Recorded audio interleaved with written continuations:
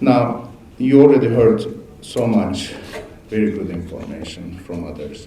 So what I decided to do is to talk about a few things, a few observations that might be relevant for the successful implementation of this particular program.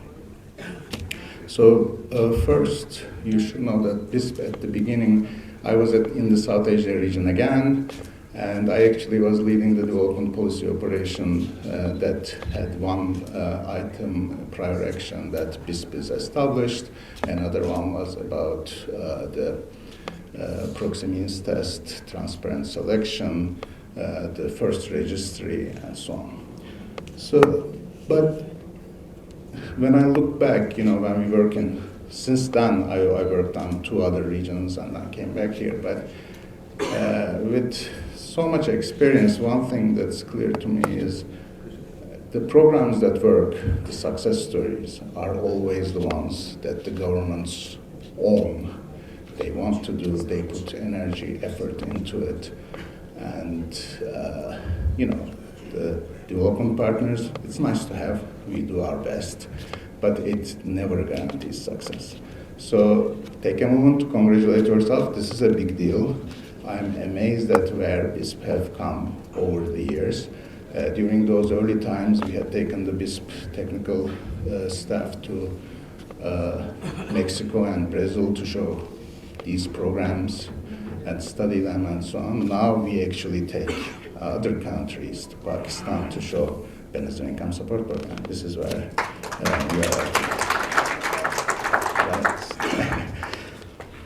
So,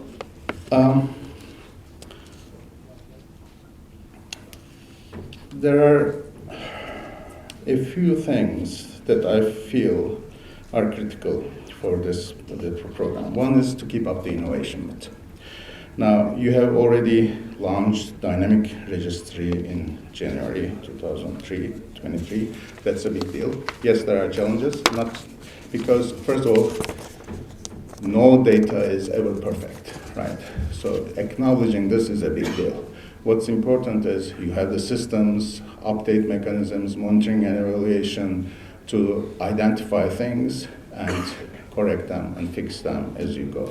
So I think that is huge. The second is this September 2023, you also introduced a new payment system to promote financial inclusion, right?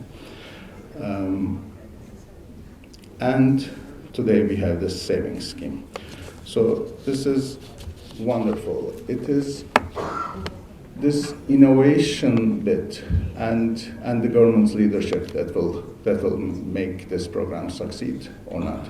Let me give one example, by the way, on critical things, such as, again, during looking at the past, females receiving the BISP benefits. It was actually controversial. Yes, there was evidence all around the world that it's a good thing, but then there were noises in different parts of Pakistan, small parts, that this is maybe not a good idea, it's not allowed, and so on. So as the bank, internally we discussed this quite a bit, and we weren't comfortable pushing this idea. But we didn't have to, guess what? Because the government was so determined, and the bureaucrats, they said, look, there's so much evidence about this, so this is what we will do. I mention this because this particular program is not targeted towards the females, right? And that's perfectly fine, actually, except bringing in this monitoring and evaluation angle to this whole thing.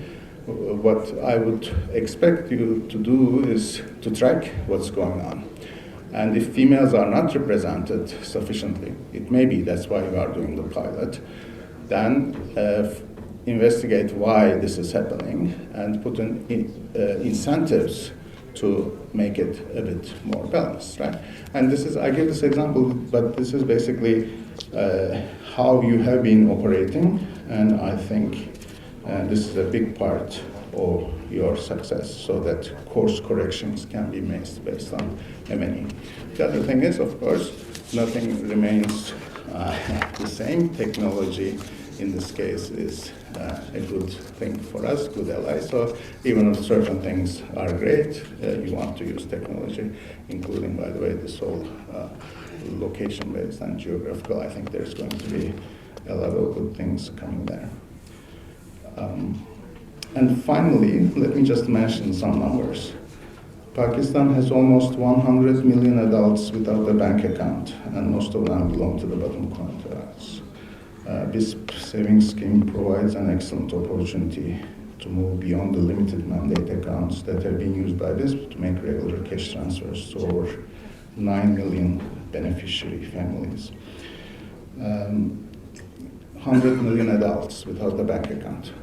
But again, when we started, there were that many people who didn't have IDs, right? So IDs were given to the urban areas. So one step at a time, but that's a very natural progression.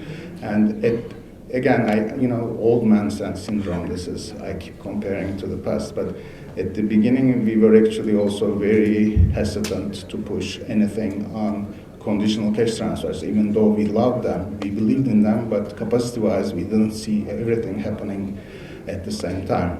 Now, you are able to do it, so congratulations.